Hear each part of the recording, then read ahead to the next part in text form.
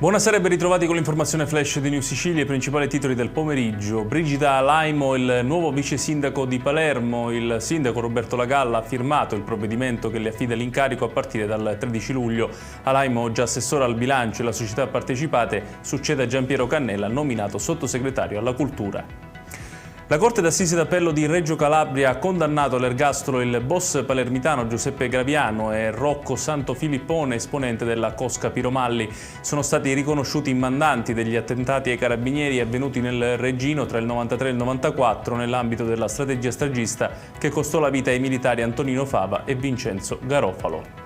Adesso a Palermo, dove è stato arrestato con l'accusa di omicidio preterintenzionale Fabio Palumbo, 52 anni, cognato di Giacomo Margarini, morto dopo una lite a Sferracavallo. Secondo una prima ricostruzione dei carabinieri, la discussione sarebbe nata in una palazzina di via Emanuele Palazzotto e sarebbe poi degenerata in strada. Durante la colluttazione Margarini sarebbe rimasto schiacciato dal cognato che si trova attualmente nel carcere Pagliarelli.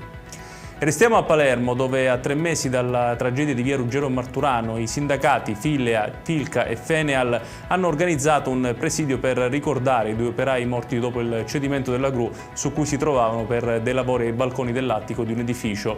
Le sigle e le famiglie hanno chiesto più controlli, formazione e prevenzione. Chiudiamo con un incidente in mare a largo di Filicudi, a circa 6 miglia dalla costa. Un catamarano con 5 turisti a bordo si è scontrato con un peschereccio di Lipari. Il peschereccio è rimasto semiaffondato mentre il catamarano ha riportato lievi danni. Tutti gli occupanti sono stati soccorsi da guardie costiere e carabinieri. Una persona è stata portata in ospedale, ma le sue condizioni non destano preoccupazione. Ed è tutto per questa edizione. Tutti i dettagli su queste notizie li trovate come sempre sul nostro sito www.newsicilia.it.